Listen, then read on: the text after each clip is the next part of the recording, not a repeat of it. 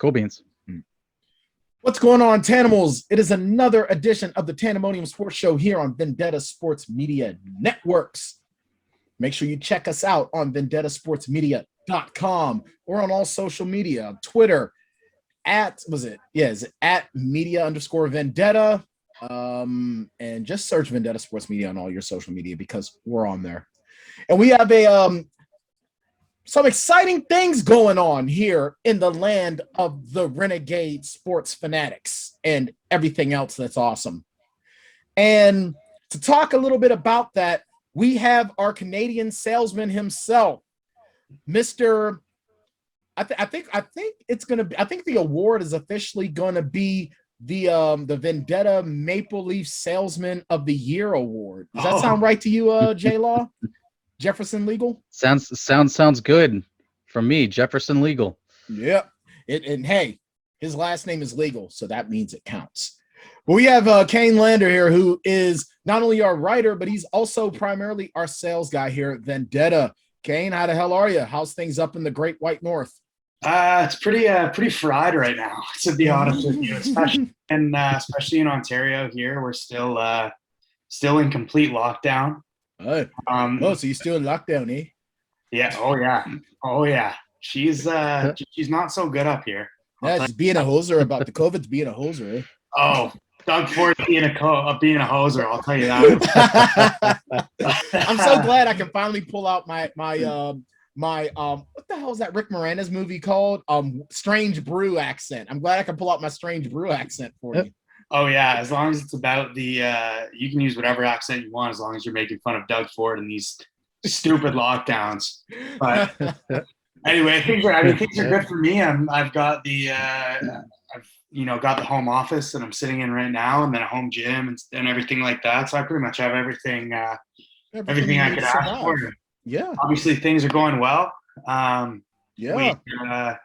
If any of you viewers saw the announcement last week, we've actually started our partnership with Monkey Knife Fight, which is a great daily betting site.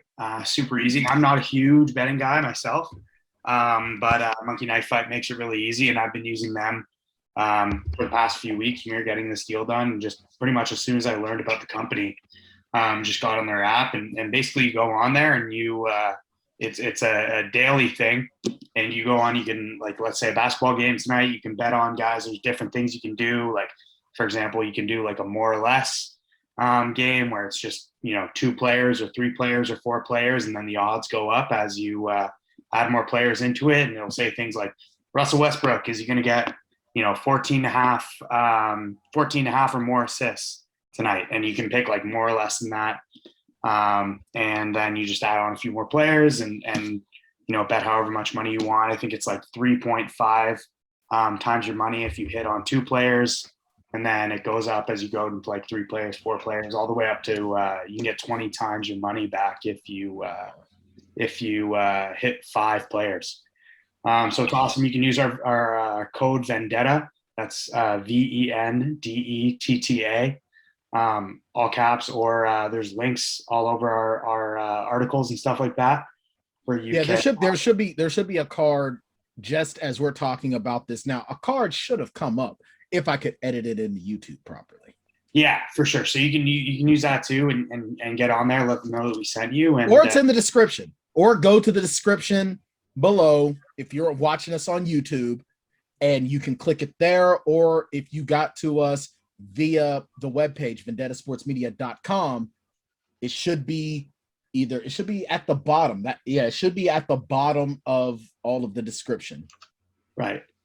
And so what that code does, what you'll get if you sign up through us, is you'll get 100% instant match on any deposit up to $100. So, all right, hold on a second. Let me make sure I'm understanding that clearly, because you're throwing a lot of numbers out there and I'm getting a little bit confused, and my post-concussion syndrome is kicking in. So if I put in $50 and I use the Vendetta promo code, they're going to give me another $50. Yep, straight up. So what if I put in $75? Then you have $150 of credit to work on the site. All right, fine. So what if I put in $99? Then you get, I guess that'd be $198 of credit to use on the site. So you get 100%, whatever you put in, you get 100% match on that. Up to 100. your money for free. Up to a Benjamin. Yep. Yeah, up to $100. $100. And I assume that also works as well in Canada as well. Because see, Jackson and I cannot partake. I'm in Pennsylvania, Jackson's in Arkansas. So because of the Puritan laws of these of our respective states, we cannot partake. I even tried doing a VPN, and it was just like, yeah, no. Yeah, I think they're going to be working on that. We've already emailed them about certain states. Their legal team's going to be working on that, hopefully. And I mean, as far as Canada goes, for any Canadian viewers here, the only place you're not allowed to bet is Quebec. It's Quebec. I can't even buy alcohol on Sundays here, man. How am I supposed to bet online? Yeah. I tell you one thing, it's a good thing that I'm on a juice. I live in a cleanse dry right now. county. It's illegal to sell alcohol here. What? So you got to go the next county over to get booze? Yeah. Shortest one is 15 minutes away. Mm. And that's just a side of the road crappy liquor store. The good one is about a 25-minute drive, opposite direction. Sounds like you need to move, man. I mean, you're in Arkansas, so you got to leave there anyway. It's cheap to live here. That's why I still live here. Yeah, I'm not going to live there. I don't blame you. I mean, I might move there just so I could vote for Ricky Dale Harrington.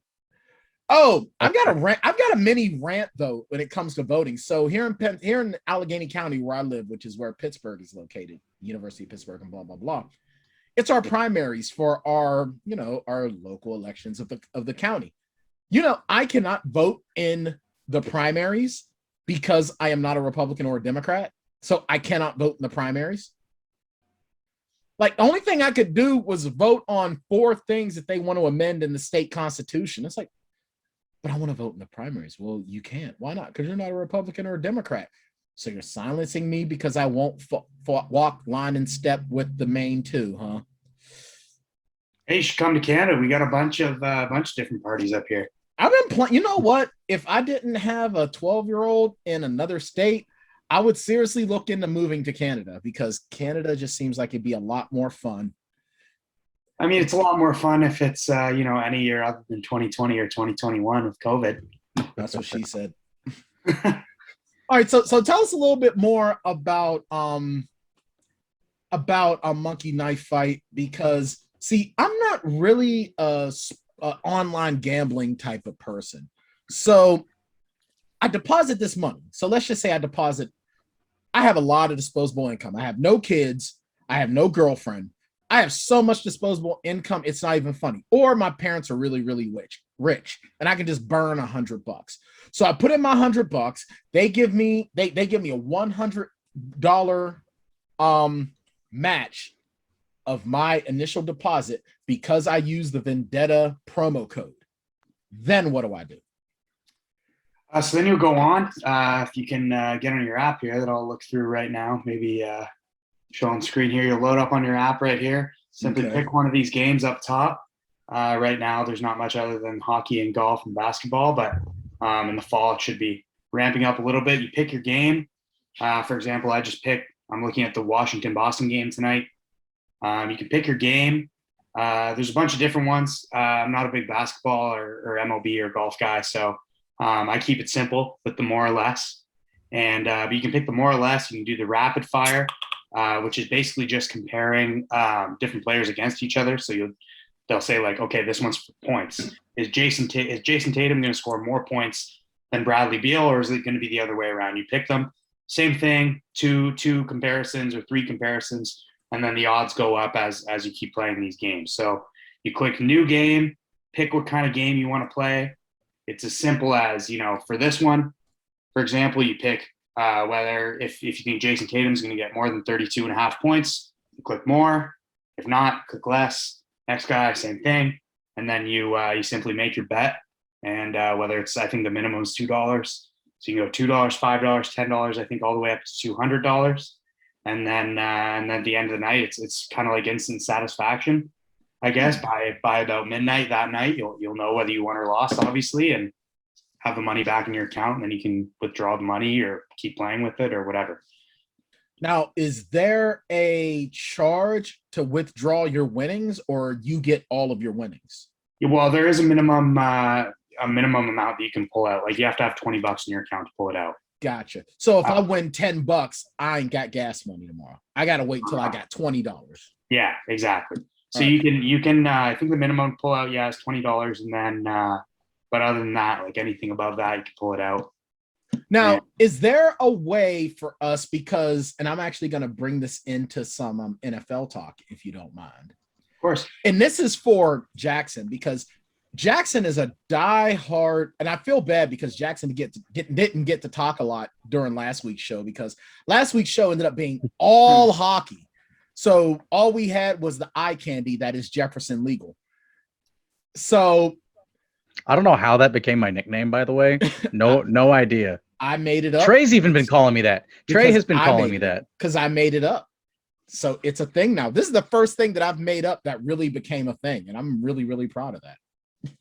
So we're talking about now. Myles Gaskin was asked who was going to be the Dolphins starting running back in 2021.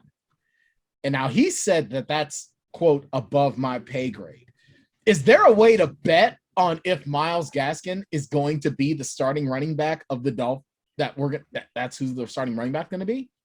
Well, I mean, not directly. And I think that would have to be sort of like long-term betting side or whatever, like pretty obscure, where you could bet on that right now. But I mean, a good way to bet on that would be you go when the Dolphins start playing, you go on a monkey knife fight, you start a new game, you do more or less, you find one with Myles Gaskin, and you bet whether or not if it's like 50 yards rushing or whatever. I'd say probably if he gets more than 50 yards rushing or 10 attempts or something like that, then that's probably a way of determining whether or not he's the starting running back there.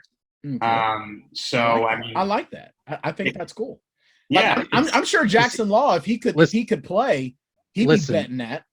Listen, if I was asked this question too, exact same question, if Myles Gaskin was going to be the starting, or was going to have the starting role in the backfield, my answer would have been what backfield? Because it's like Kerryon Johnson. Like, why would we claim? Like, why would the Dolphins want to claim him? Is he going to elevate the run game to the next level? They got like 5 or 6 guys back there. Well, he's going to 2 of them that are drafted in the 7th round. Well, he's going to be given the ball and he's going to carry on. See what I did there? Oh man. Hashtag dad joke. Well, I mean, honestly, and here's the thing. He had a good year last year. 584, almost 600 yards on under 150 carries and 3 touchdowns in 10 games. That's not too bad. That's not too bad at all. If he had played, the entire season, he probably would have gotten he would have been upwards of 750 yards for the whole season, which that ain't too bad. I mean, especially with an offensive line that's sort of trying to find its way. Brian Flores is definitely taking the Bill Belichick approach, and it's that it doesn't really matter who your running back is because you're going to have 5 of them that can just run the football. Hey, so you're never going to have like a go-to guy because Belichick has never there's been some names out of there, but they're not like world beaters or anything. Well, Corey Dillon for his time was a big deal. Corey Dillon back in the day, man. Corey Dillon was a huge and Blunt, I forget his first name. LeGarrette Blunt. The guy that punched out a defensive lineman. Well, man, I feel like that. I mean, to be fair about him punching out that D lineman, like he was a big dog. He was like 265, probably. Yeah, looked like he was about a donut away from playing like left tackle. Like he was a pretty big cat. I miss mid-2000s football a lot. Dude, mid-2000s football. Well, here's the thing, though. For me, growing up watching football in the 80s, so it's coming out of the 70s, going into the 80s and the early 90s, the mid-2000s to y'all was like the Wild West. To me, it was Tuesday. Because, I'm sorry, football in the 80s was rough. Like, your quarterbacks had to be able to take hits because they were getting hit. Like, your quarterback had to be one of the toughest dudes on the field, especially when you had Lawrence Taylor, Ronnie Lott, Insert great 80s defensive player here that's now in the Hall of Fame. Exactly. About a billion of them. Yeah, because your quarterback was getting drilled by them.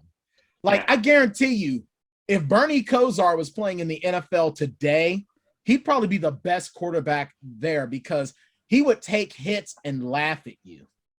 Yeah. But to go to your point, though, I mean, you're absolutely right. The running back position is definitely a position. Now, Kane, you're an offensive lineman, correct? I play D-line, but I've played. You're D-line. All right, so we're both D-linemen. I played a season of a semi-pro ball in New England, and I played defensive tackle. Okay, and cool. You're interior as well, correct? I play a little bit of both. We run a little bit of 30. Okay.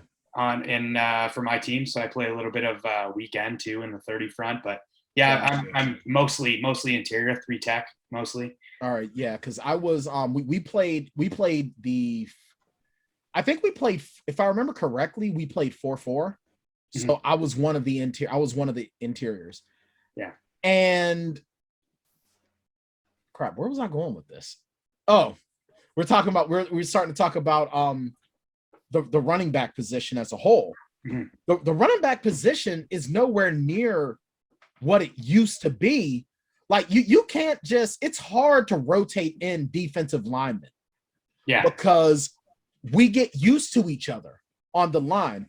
If you and I play together, we know where each other is going to be. Where the running back position, the offensive linemen just need to open up the hole and you go. Yeah. And if you're good enough, you can at least get through that hole and maybe get past a tackle if you're good at breaking a tackle. If you're good at breaking a tackle and you've got some speed, you're gone. If you're not, you might get 3-4 yards, and now your 1st and 10 turns into 2nd and 6, 2nd and 5. Mm-hmm. So yeah, the running back position is so interchangeable so long as you have a solid offensive line in front of you, because if you have a solid offensive line, you make guys like me and Kane have to work way too hard. Absolutely. And I think with the running back position too, you see it more and more often now, but I mean, maybe this is just my I started watching football in the mid 2000s kind of background talking, but it seems like Bill Belichick pioneered it a little bit where it was almost like a money ball approach with a lot of positions, not just the running back, where it was more like, okay, we can either have this one guy that we're paying $1 billion and you get 1,200 yards and 10 rushing touchdowns, or we can have 3 guys or even 2 or 3 or even maybe 4 guys that have the same amount of production, if not more, for way cheaper. And it doesn't have to be one guy. It can be, running back by committee. And obviously that doesn't work with, certain positions like quarterback. It'd be very hard to be, running a quarterback by committee situation, and O-line too. But you see all these rotations with all positions except for quarterback, and in a lot, quarterback, offensive line, and only reason why defensive line you get that is because now you want to bring in a different Mike back or a nickel back or a dime backer. Absolutely. And I mean, the other thing too is like with D-line, it's sort of a unique position where it's a position that requires a lot of cardio. Right. And when you're dealing with, 280 plus pound guys, like you're going to need a rotation. I mean, that's why you see the rotation with like all these different guys at DN specifically, and even linebacker, honestly, a little bit in New England. Right. And then they have different packages with different DBs that come in and whatnot. And I it's like I said, it's kind of like a Moneyball approach, like a production by committee. Right. Yeah. Because Steve Flores doing the same thing, just because, like, who do you learn from? The man himself, Darth Vader, Bill Belichick, Right. Exactly. No, you're 100% right. You really hit the nail on the head on that one. I really think that the Dolphins, this is going to be a very interesting year for them, because right now the Bills are the big dog in that AFC East. They are the dog at this point. But you've got this rookie in Mac Jones, who everyone is going to be looking to take over. And then you've got what's that kid's name that's in New York now? Zach Wilson. Zach Wilson. The one Zach with the Wilson. crazy mama. Yeah. Now you've got these 2 young studs that are looking to make their way. You've got your own young stud who's going into his second year. This team could potentially, if they can shore up their offensive line and make sure that Tua has time to work back there and get comfortable, and maybe Myles Gaskin is able to, make 1st and 10 into 2nd and short, or, you give Tua some time to make use of Mike Gesicki and those other weapons, because the defense is set. Dolphins defense is pretty well and set. and it's more because of Flores's coaching, because there were a lot of no-name guys on that defense last year. Or when you compared them to where they were at rankings wise on the defensive side, if you look at the rest of the league, you would look at other teams and be like, well, I'd rather have that guy than whoever's on the Dolphins. But the Dolphins defense, you could trust them more to do so, to get the job done. And they played with a lot of attitude. They did. Dude, I love Brian Flores because that man is literally walking out there fixing to fight other players. I was gonna bring that up too. And Flores is ready to fight. Like how can you as a player just not respect that look and like not want to give your all for a coach that's taken off the headset, taking off, the little battery pack, throwing it down. He's ready to go. Fixing to throw hands with another huge defensive lineman. If your coach is ready to go, you better be ready to go between the whistles. That's absolutely for damn sure. And as a current college football player, I can definitely attest to that. Like the difference between like a coach that's sort of like relaxed and like I guess like the more cerebral guys, you could say, like the guys who are relaxed and trying to scheme everything, and there's a billion things going on in your head and you can see it in their eyes, and the coaches that are getting like fired up on the sidelines. Like our coach right now, shout out to Coach Fraser, Mount Allison University. He has a lot of energy on sidelines all the time. He's, always in our corner. He's, making sure that if he doesn't like a call, like the refs are hearing about it, and he's, getting all the players fired up and everything. And like, it's funny because he's a pretty chill guy, like off the field. But you definitely, when you see him on the sideline, it's like, how can you not want to like just run through a brick wall for that guy? And our DC is the same way. Like he's fired up, Coach Colangelo, and he's, it's unbelievable playing for those guys compared to other coaches I've had in the past. Not at Mount Allison. We've always had pretty energetic coaches, but I've played for coaches in the past. They just kind of sit there and they're chilling. They're like, hey guys, like relax. We're good. And it's just kind of like, I don't really want to play for you. Like, it's like, I'm going to go out here and I'm going to play the game that I love, but I'm not playing for you. Yeah. I mean, my coach up with the Monadnock Marauders, Jason Woodson would get kind of amped. I mean, he was kind of mellow, but you knew there was that amped offensive lineman that was ready to let it rip at any moment. I feel like former OD linemen as head coaches, they're just always the most fired up. Oh, man. Linemen, well, the thing is with us linemen is that we don't get, like, especially if you're not a flashy lineman. If you're a flashy offensive lineman, to be a lineman, period, you just got to be built differently. You got to have a mean streak in you.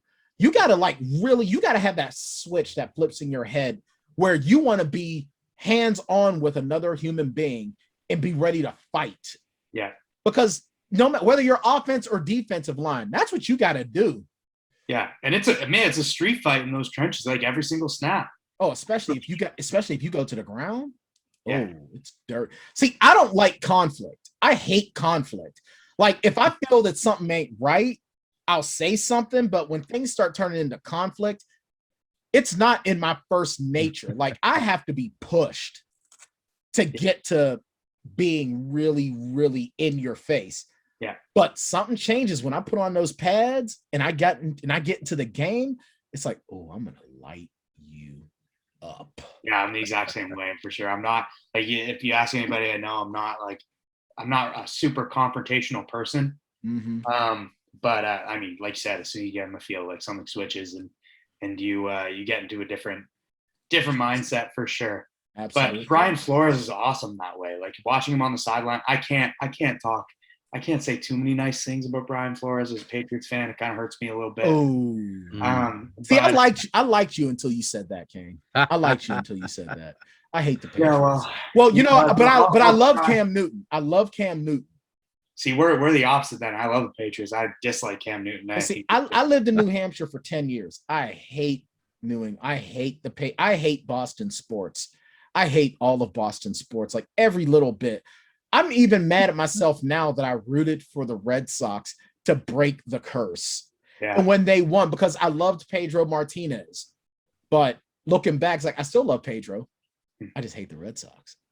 Yeah, and I mean, that's, it's okay to have that opinion, I guess. But I mean, I'm just gonna put my hand on and cry into my hands with my 6 rings on, and then Y'all ain't the only ones that got 6 rings. Only one who have 6 rings the past 20 years.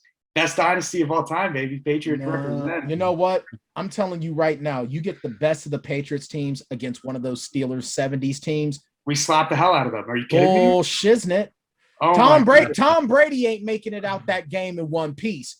Randy Moss is going to get laid out by Mel Blount. Mean Joe Green is going to eat up everyone. It depends on what line. era of rules are set in place. All right, that's a good point. I'll give you that. I will give you that. Because Mel Blount had rules put in place to keep him from doing stuff. I'll still take that 2008 Patriot squad that didn't even win the Super Bowl. Oh, you mean the ones that got beat? You mean the ones that got beat by the subpar Manning? Hey, the refs beat us on that one, not the Mannings. No. The refs beat us on that one. No. Don't bring conspiracy theories on the Tanndemonium That's okay. show. Eli, your defensive line couldn't put a guy who has no mobility on his behind, and he threw a Hail Mary, Lord protect me from lightning bolts pass. And your boy just like, I got it. Yeah, well, Mama, I got the football. I mean, 6, 7 rings. Yeah, what's the difference? Let someone else have it for once. 6. No, they only had 6. I'm not going to get no 7. more. The Steelers are going to win a Super Bowl again before the Patriots do. And it's okay. Probably not. Now, you know what? I swear to God, as soon as I am able to bet on Monkey Knife Fight, matter of fact, we're going to make a bet right now. I guarantee you the Steelers are going to have a better record than the Patriots this year. Oh, guarantee it on Jefferson Legal's existence.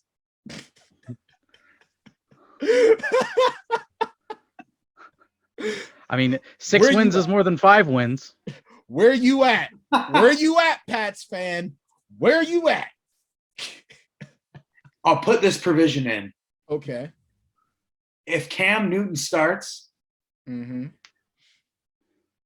my bet is null and void here. Oh, see, that's typical Patriots fan. That's typical. But if Mac Jones starts, I think we have a better record. He is not good. You know what? Here's the thing. I don't see Mac Jones, and we'll finish out this fun discussion on this because we don't have producer Courtney Don't Call a Plumber with us, so we have to use the standard version of Zoom, and our time is tick-tocking. I don't see Mac Jones being your day. I don't see Mac Jones as your week 1 starter. I seriously think that Cam Newton, he's gonna play with a little bit to prove, and I think Mac Jones is gonna be sitting at least until week 7, week 8. I think it's going to be a little sooner than that. Some part of me feels like Bill Belichick's going to be a bit of a is going to be a bit of a dick about it because I feel like he doesn't. I feel something about like being a Patriots fan, like knowing who Bill Belichick is and who he drafts and the moves he makes. Something tells me he didn't really want to draft Mac Jones with the 15th overall pick, which to me is like he's going to make it like a little bit harder for him. I feel like, and he clearly loves Cam Newton. I don't know what he sees in him, but I mean, he's best head coach of all time. So maybe I'll take his what he sees over what I see. But I'm pretty sure Chuck. He sees a fun toy what he sees, because you could see that early in the year when Cam was playing at like a decently good level. Was a lot of design QB runs, man's running the ball 18, 19 times a game. So it's a fun toy for Belichick to really because Belichick mess around with. All he's had is Tom Brady, who has no real mobility. He's not the most mobile guy. He can get the job done if he has to, but he's not really. I think we could all beat Tom Brady in a 40. Like if all 4 of us lined up. Oh, I'm pretty sure. Honestly, the interesting thing too is a lot of people are saying like, oh, like Mac Jones this, Mac Jones that. He's like Tom Brady. He's not mobile, blah, blah, blah. The guy ran like a 4.68 at his pro day. Like he's not Tom Brady in terms of mobility. He's not Cam Newton, but he's not Tom Brady either. So I think they can. He's a good quarterback to sort of come off the Cam Newton season because you can maybe use him a little bit with like the more mobile, more dynamic stuff in the offense. But I honestly just think the thing with Cam Newton, nobody can talk about how talented he is because he's unbelievably talented. It's just I think he makes a lot of mistakes and he actively hurts us. And I think that in our system, we need someone who you need a game man. I know it sounds cliche. You need more of a game man. A guy who's not going to make. Maybe he's not going to throw for 400 yards a game, but he's not going to make any mistakes. And I honestly, in general, I would take a quarterback like that over. Well, the problem that Cam Newton ran into though is that the man had it's the same problem that Dwayne Haskins had when he was in Washington. You got no weapons. All he had was Julian Edelman, and Julian Edelman, for as many catches, and everyone goes, "Oh, Julian Edelman, blah blah blah. He made all these catches and blah blah." Julian Edelman is not a Hall of Fame caliber wide receiver. He's a workhorse wide receiver. He is a workhorse, but he is not Hall of Fame.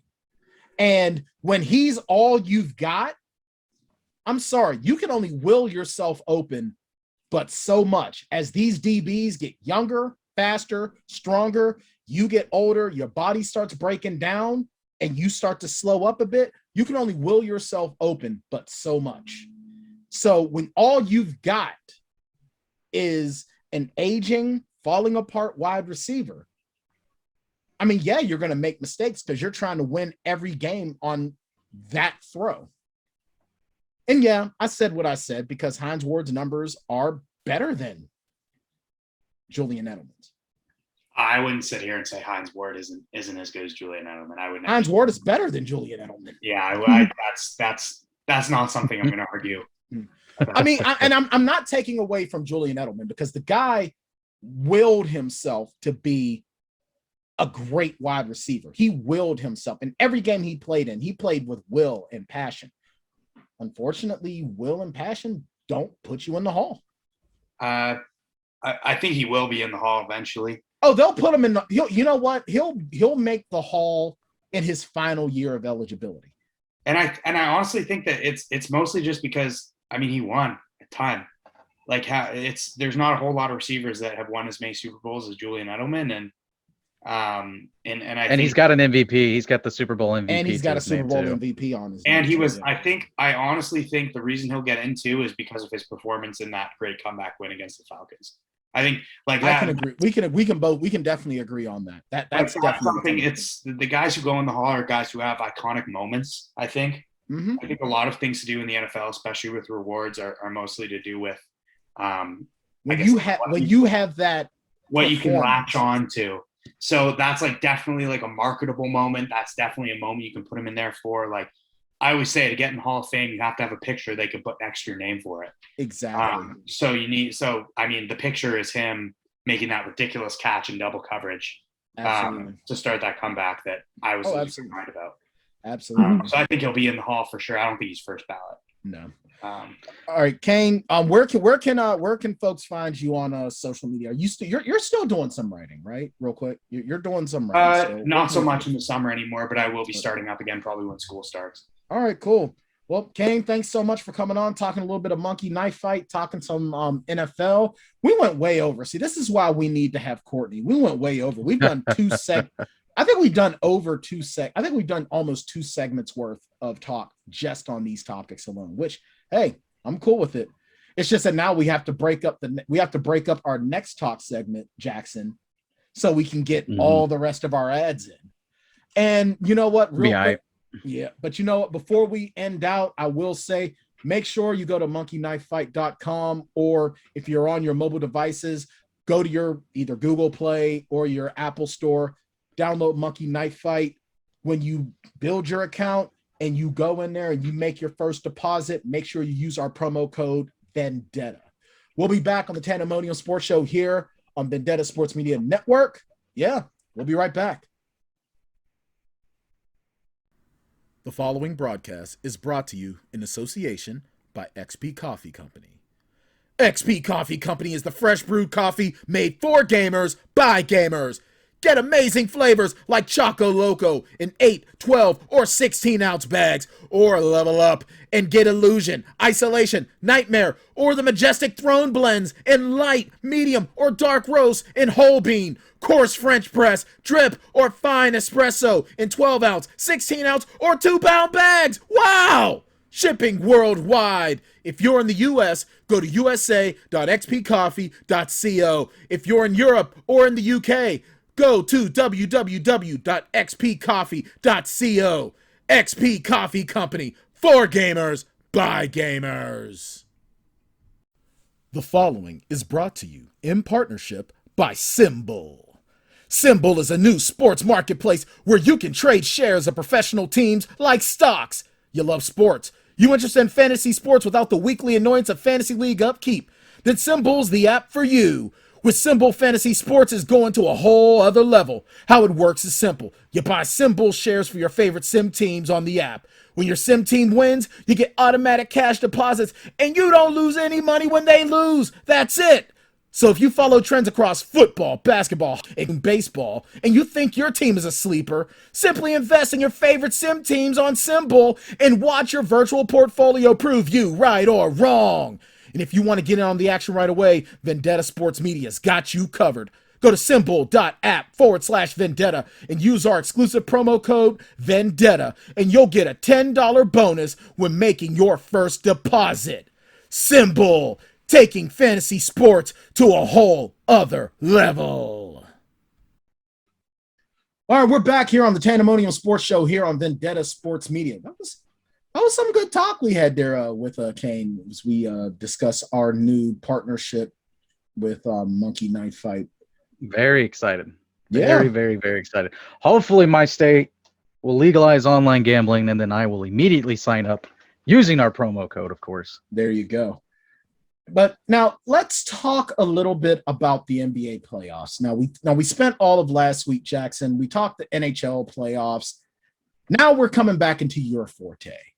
We're coming into the NBA playoffs. Now I needed you to help school me just a little bit because I was getting a little bit confused with the way this bracket works. So we've got in the West the play-in. We've got Memphis and the Spurs at 9 and 10, and LA, the Lakers and the Warriors at 7 and 8. Now, explain to me how this play-in works, okay? All right, so the play-in, like if it was a normal year and we just had the top 8 teams from each conference were in the playoffs and that was it, it was said and done, the Lakers would have the 7th seed and the Warriors would have the 8th seed. Okay. But because it's been back-to-back COVID years and they want to try to spice things up a little bit, they decided they had the play-in tournament last year, or the play-in game last year. Now they have the play-in tournament this year. So at 9 and 10, we'll stick with the Western Conference, which will be tomorrow night. But as we're recording right now, the Eastern Conference play-in tournament is beginning. So we'll have the first 2 games of the tournament for them. But let's say I'll be a homer here, and let's say my Memphis Grizzlies beat San Antonio. Okay. San Antonio, their season's done. It's over. San Antonio goes home. Yeah, and they'll end up with like a top, like one of the later lottery picks. Like they just barely get into the lottery. Memphis will then move on. Okay. Now let's go down to the Lakers and the Warriors. Let's say that the Warriors pull off an upset. Steph goes for like 45 points or something like that. And the Warriors pull off an upset and they beat the Lakers. Even though the Lakers are technically the 7th seed, Golden State will be rewarded with the 7th seed for the playoffs. So Golden State just has to win the one game and then they advance. They're in the playoffs. They're in the playoffs. Yep. They are officially locked in and they would be the 7th seed. So they would have a 4-game series against with Phoenix. Okay. That's who they would play. Now, if the Lakers were to lose that game, their season's not over yet. They have one more chance to try and make it to the playoffs. That's why it was such a big deal when the Grizzlies and the Warriors played a few days ago. There was a lot of implications there. Both teams really wanted to win that game because you got 2 chances to win one rather than you have to win 2 games and then one you're done. Right. So, but then that would go to the final game where Memphis would have to play when Memphis, in this scenario, Memphis would play Los Angeles, and the winner of that game would get the 8th seed, and the other one's season is over, and then the playoffs can officially start. The playoffs start Sunday, I believe. That is when the first series of games are played. Saturday to the 21st. Is it Saturday the 21st? It may be. Oh no, it may be. It's either Saturday is the 22nd. So okay. It's either going to be the 22nd or the 23rd. Okay, maybe it may just be they may do like an alternating type of thing. I was thinking in terms of Western Conference because I was reading up like if the Grizzlies were to make it in, when they would play, and their game would be on Sunday. So Eastern Conference probably starts on Saturday. But that's the gist of it. All right. So to make sure I get it, so the 9 and 10 play. If 9 beats 10, whoever loses in the 9 versus 10 goes home, and they Correct. move on to another bracket. Whoever wins out of 7 and 8 goes into the playoffs, and then the winner plays the loser, and whoever wins that game plays the number 1. Correct. Gotcha. All right. I can. You know what? Now that I think about it, I don't hate that. It kind of makes it mean a little bit. It's basically it's the wild card that the MLB is. Yeah, and like here's the thing, is that basketball is like with any other sport, the better team can have an off night. And so a team not necessarily deserving, although that's not necessarily the right word either, but a team that hasn't performed as well throughout the year gets a chance to get hot for 2 games and make it into the playoffs. Right.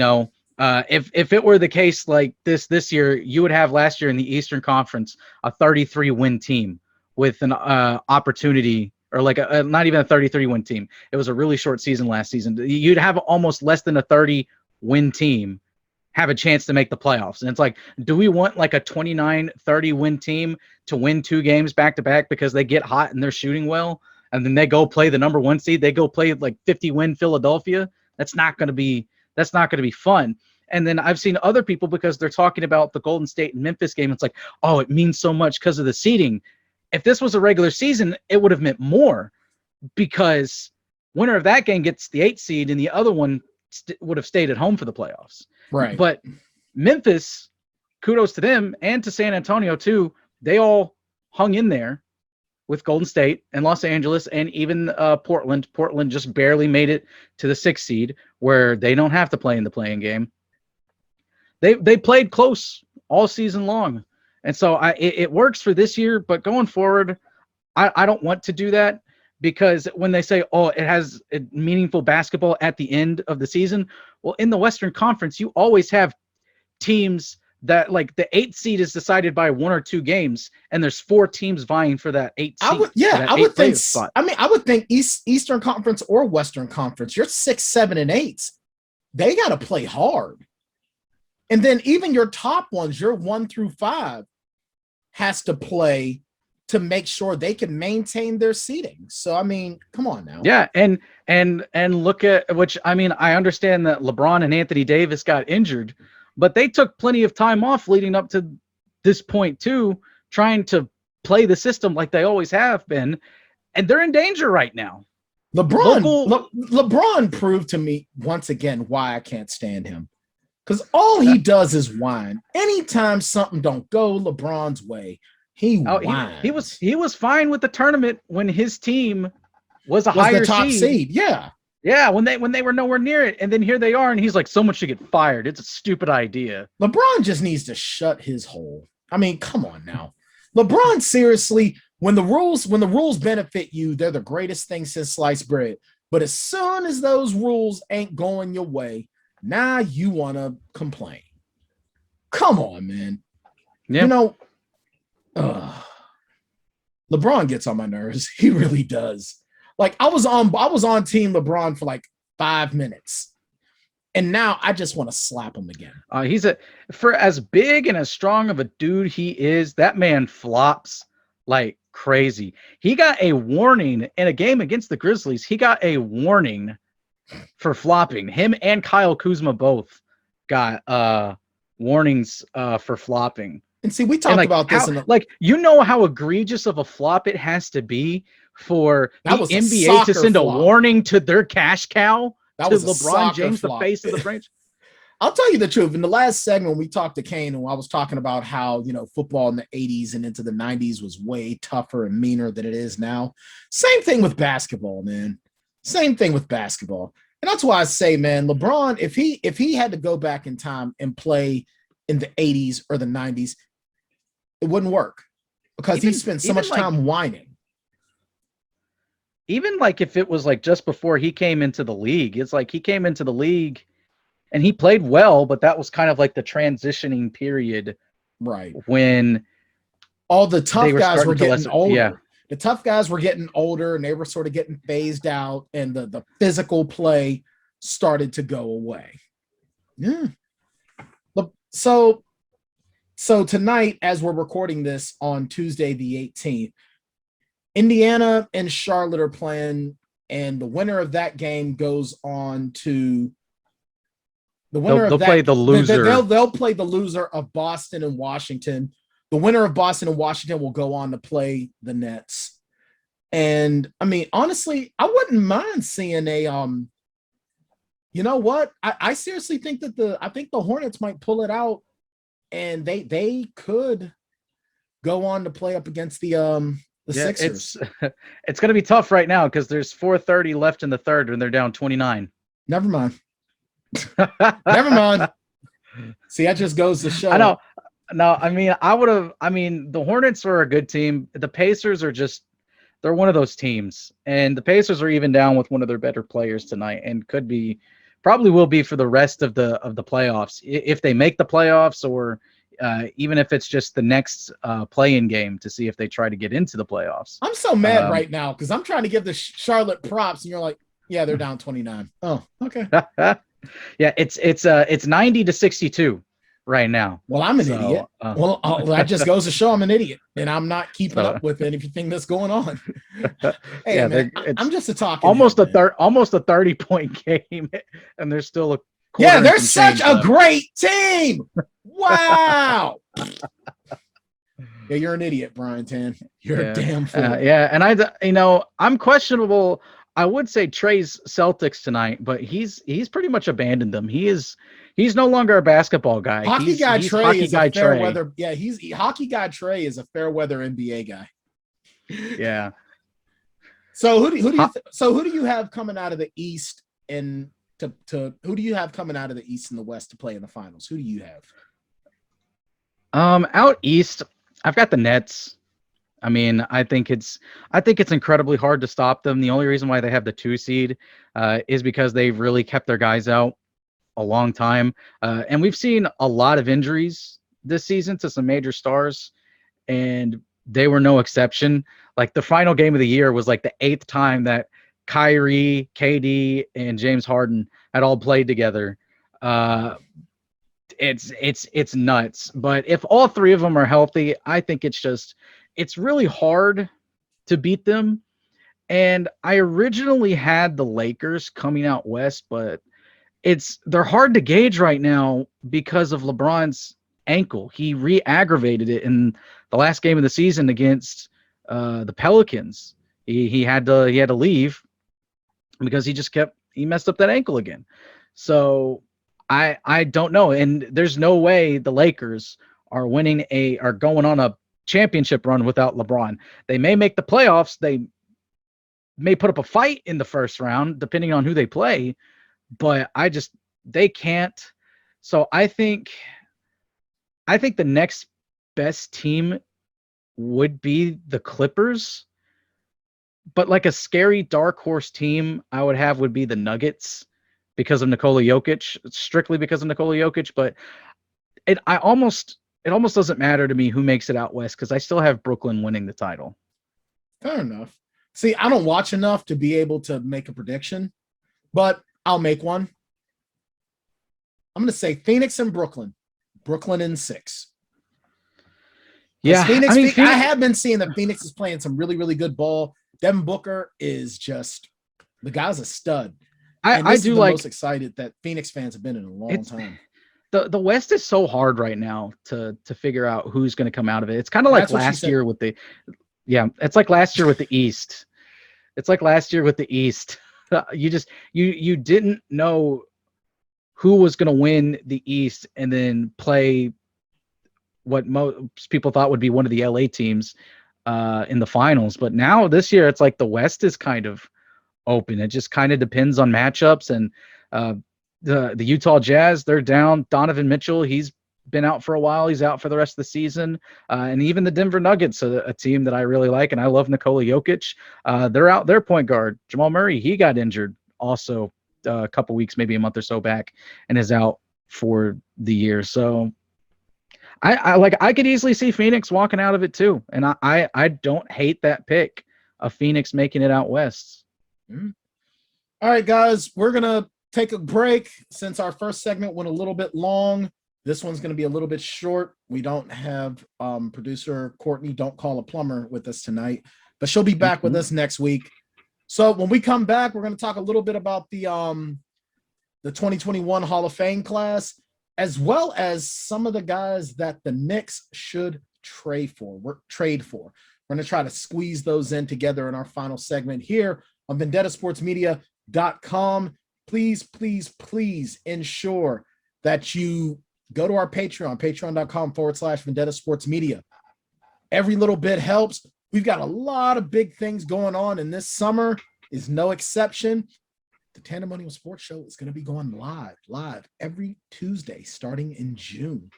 And your contributions to our Patreon will help with that. So go to patreon.com/vendettasportsmedia. Hey, we'll be back in a few minutes. Hey, you. Yeah, you. In case you hadn't heard, your favorite Renegade Sports Media Group has its own Patreon. Go to patreon.com/Vendetta Sports Media to support our efforts to continuously bring you sports, gaming, and other media coverage as only we can. We've got 4 different membership tiers. For $3 a month, we'll give you a simple thank you on our Patreon site. For $6 a month, you get a thank you, and you get to become a recruit in Jackson Law's Vendetta University Gaming Series. For $10 a month, you get everything from the previous tiers, a special thank you at the end of our videos, free access to our upcoming Discord chat, and a free koozie after 4 months. And then the big dog, $50 a month, gets you everything from the previous tiers, as well as opportunities for Fantasy League invites, stream gaming, possible invites to mock NFL and NBA draft sessions, a once-a-month Google Hangout, and after 4 months, a free t-shirt. Yeah! Go to patreon.com/Vendetta Sports Media and help us to improve our pledge to bring you the best sports, gaming, and other media coverage. All right, we're back here on the Tanndemonium Sports Show here on Vendetta Sports Media Network. And hey, if your sports gambling thing isn't really what we have to offer with Monkey Knife Fight, if you would prefer doing stock instead of actual betting, then why don't you check out symbol.com. Actually, not a symbol.com, symbol.app. Wow. Go to symbol.app, use our promo code Vendetta. If you have not set up an account already, you'll get an extra $10 credit. And you can buy stock into your favorite teams in the NBA, MLB, or NFL. And I'll tell you the truth, you might want to look into that as far as what's looking on at the NBA playoffs, because I think it might be a good time to buy some stock in the Phoenix Suns, but that's just me. Anyway, J Law, we got the 2021 Hall of Fame class. It's been announced. Chris Bosh, Paul Pierce, and Chris Webber are headlining the class.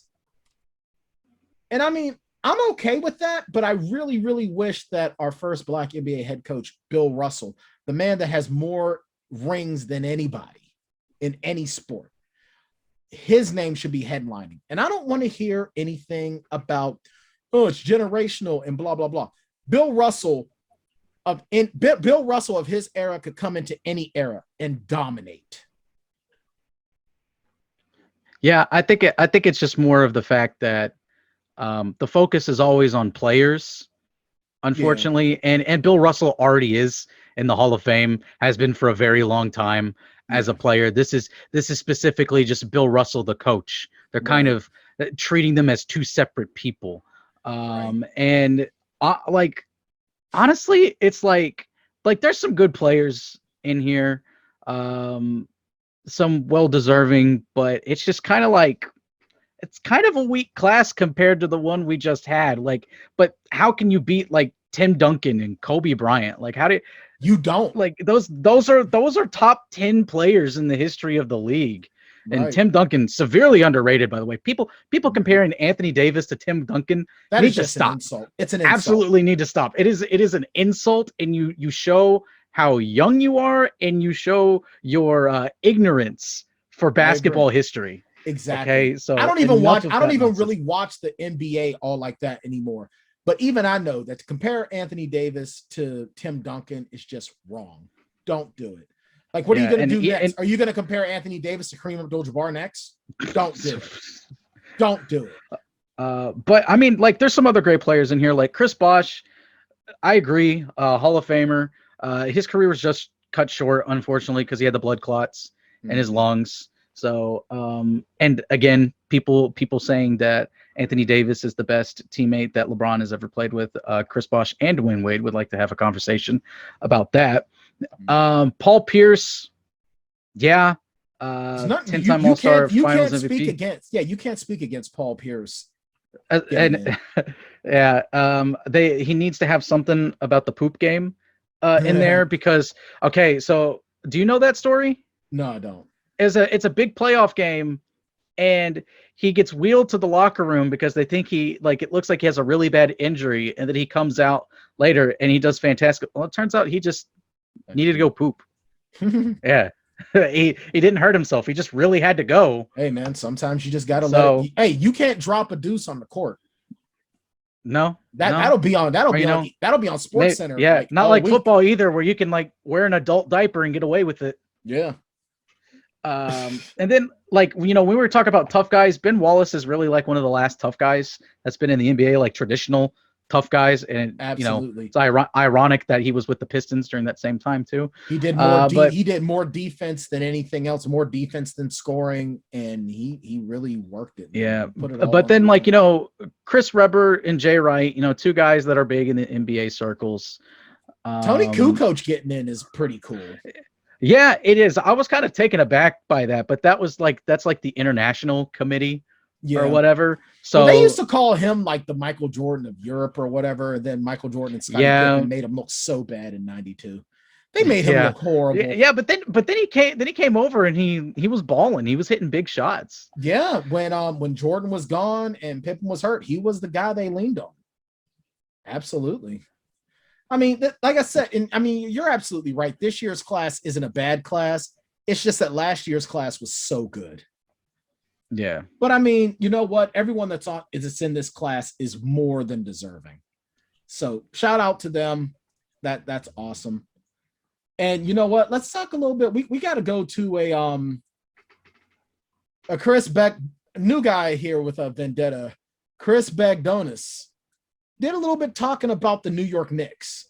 Now the Knicks, the Knicks, I think this is why I hate when the Knicks start doing good. Every time the Knicks start doing good, we get bull crap like this. Sorry to interrupt you. No, it's fine. I mean, the Knicks started to look a little bit well. I caught a couple minutes of a game when I was out to dinner with my mother and Sharon, and the Knicks were looking really, really well. The Knicks were they're the 4 seed out east this year. Yeah, they put it on the Clippers in that game that I was watching. But now Christopher seems to think that the Knicks need to start making some deals in the offseason. And here's some of the folks that Chris thinks that the Knicks need to go after. I'm pulling this up. You can go to vendettasportsmedia.com, go to the NBA section where you'll find this article. And this was from 2 days ago, from May 16th. Now, do you think the Knicks are going to go after Damian Lillard? Actually, here's what I'll do. I'll mention the names that Chris brings up. You tell me if you think that the Knicks can or will go after him, and if they'll even want to come to New York. Damian Lillard, is he going or staying? He's staying. That man's loyal to the soil. Fair enough. What now? So now he says here now, and Chris even says, "Hear me out before you call it impossible." As great as Derrick Rose has been for the Knicks this season, the former MVP's years in the league could be coming to a close. Knicks fans also have been calling for the team to acquire a star point guard for years. Even though Lillard was publicly stated his loyalty to Portland, there must be that sneaky feeling growing in the back of his mind, feeling, will I actually win a championship? Here's the thing. There's no loyalty in sports. There really isn't. But then here's also the same thing. Is he sure that he has a better chance of winning a championship with New York than he does with Portland? That's a because he's question. out east, yes, but you see what's West. out east right now. West. I know he's out west right now, but you're seeing what's out east. Yeah. There is a very good chance that he's more likely to win a championship. Yeah. I mean, the thing is, you've got the East the East. You've got the Nets that rule the East right now. Well, the Nets and the Sixers that rule the East. The West is just a constant grab. You know, as LeBron is starting to show his age because Father Time is undefeated, there's going to be a lot of fighting going on. But the thing is, with there being no real clear-cut dominant team because the West is always up for grabs, Portland might be one or two pieces away from. Yeah, I mean they were the sixth seed. They won 42 games this year. I mean, they thought that they were getting it in Robert Covington, but he hasn't been as good of a player as he is in the past. Josef Nurkic hasn't been as good as he was in the bubble. Zach Collins has been injured a lot, and it's like looking at the other two guys that are listed here. I'll go ahead and name them off: Devin Booker and Zach LaVine. Zach LaVine's probably the only reachable one, but yeah. I don't know if they will because they just made a massive trade to bring in Vucevic from Orlando to Chicago to pair with Zach LaVine, and they're still hammering out the details. It's a new front office, and they are still hammering out the details of how they want to rebuild the Bulls. Devin Booker's not going to go anywhere because if he wasn't going anywhere back when he was still dropping 50, 60 points and he was only winning 20 games out of an 82-game season, he's not going anywhere now when Phoenix was one game away from being the number one seed in the Western Conference, which is the more superior conference. And I was actually going to say there's no way the Phoenix trades Devin Booker. They just signed him to it. Didn't they just sign him to like a massive extension? Yeah. And it's just they've invested in this guy. And it's like, here's the thing too. And it's like anytime there's a player does an inkling of anything good, all of a sudden he's going to the Knicks. Okay. Like all I heard 2 years ago was how the Knicks were going to land KD, Kyrie, and then get the number one overall pick and draft Zion Williamson. Guess what? Zion Williamson is with the Pelicans. And KD and Kyrie gave a big middle finger to the Knicks and went to the other New York team. Okay? It's true. They chose the other New York team over the Knickerbockers. Well, the problem is that the Knicks ownership, who wants to play for that? Dolan's They're garbage. He's an idiot. As a Grizz fan, I've been having to deal with this because you have reporters that are hardcore Knicks fans that are planting the seeds that one of our core pieces, Jaren Jackson Jr., it's like, oh, there's rumors that the Grizzlies front office isn't happy with his development and they want to move on from him. The dude's 20 years old and he's a restricted free agent in like 2-3 years. You don't give up on a guy at 20 that's 7 foot tall and can shoot threes. Okay. The Knicks do. The Knicks obviously give up on 7-footers that can shoot threes with Porzingis. Not Porzingis. I know that. But, I like to think that my front office is smarter than that and that they're not going to give up on a 7-foot guy that can shoot threes because outside of this past year, he's been relatively healthy. This is an anomaly with his health. He was injured most of last season, came back, and then got injured again. He's finally back, and he's finding his role. He's fitting in. Yeah. So, and it's like I hate it because there are good Knicks fans out there, like there are good Lakers fans out there, like there are good Bulls fans, like there are good Nets fans.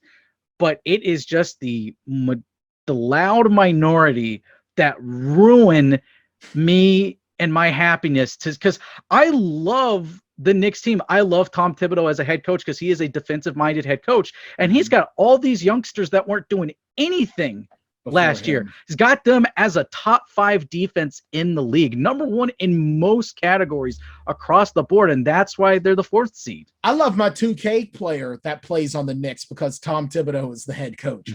I love it. I mean, I think you're absolutely right. I think Knicks fans need to settle down, and you know what? Keep building on what you have. Draft a sleeper point guard. Let Derrick Rose mentor him for like another year or 2, or however long Derrick Rose is going to play. They got a good future point guard in Emmanuel Quickly. You just got to continue hitting on those pieces. Whatever's like, if you need wing depth, if you need a backup point guard for when Rose calls it a career, or when you let him move on or whatever, if you need a big, right, you can draft. You can, if you're smart, you can draft well, because Memphis right now drafted with the 30th pick, which thanks to Trey's Celtics for making that trade with us. His name is Desmond Bane. He's probably going to land on the second team all rookie team, but leads all rookies in 3-point percentage at 45%, and was top in his top 10 in the entire league in 3-point percentage. You know, rookie out of TCU. You guys can tell that Jackson Law is amped because he had some XP coffee before the show started. I actually did. I know you did. That's not lying. That's how I can tell that you are amped as hell. Oh man. And you know, with that, we're gonna end it tonight. See, that was some good talk. You know, only problem is that when we don't have a producer to keep us in line, we just go crazy. We're just off the leash, just out everywhere. But you know what? It's cool because you guys are going to be able to benefit from that in a couple of weeks when we are live every Tuesday starting at 6:30 p.m. Eastern. And we'll be able to read your comments and all of that live on air. Jackson Law, you just got a new NFL head coach video out, so the fish guy can be all kinds of happy. Fish guy hates on every Afro Aqua, I think is his name. He hates on everything that you do because you're not doing an NFL head coach series. Head coach, yeah. But you know what? I feel bad for not watching your Mass Effect series, but it's because I'm playing Mass Effect. So what do I care what you're doing when I'm doing my thing? I may be doing something different. No, you're not. Yeah. Are you playing a Earthborn War Hero Paragon? 2 of those 3. 2 of the 3. Fair Colony born. Okay, gotcha. Yeah. Gotcha. Yeah, I'm an Earthborn War Hero Paragon. Matter of fact, I'm doing the I'm finishing up the Bringing Down the Sky right now. I'm finishing up Bringing Down the Sky. Oh yeah. Yeah, that one is so much fun. It's so challenging no matter what. I love it so much. It's so beautiful. The Mass Effect Legendary Edition, if you haven't gotten it yet, it's worth the money. If you have EA Play, you're going to get 10% off. It's going to be $53.99 instead of $59.99. Check it out. And I actually made the choice for Mass Effect Legendary Edition over Resident Evil Village. I'll be getting Resident Evil Village for the holidays, I think, when it's on sale. But all right. Good idea. With that being said, thanks to Kane for coming on, talking Monkey Knife Fight. Make sure if you are into online betting, sports betting, go to monkeyknifefight.com or download their mobile app and use our promo code Vendetta, and they will match you 100% on your very first deposit up to $100. That being said, Courtney Plummer will be back next week. He's Jackson Law. I'm Brian Tann. This is the Tanndemonium Sports Show. We'll see you guys next week. Bye-bye.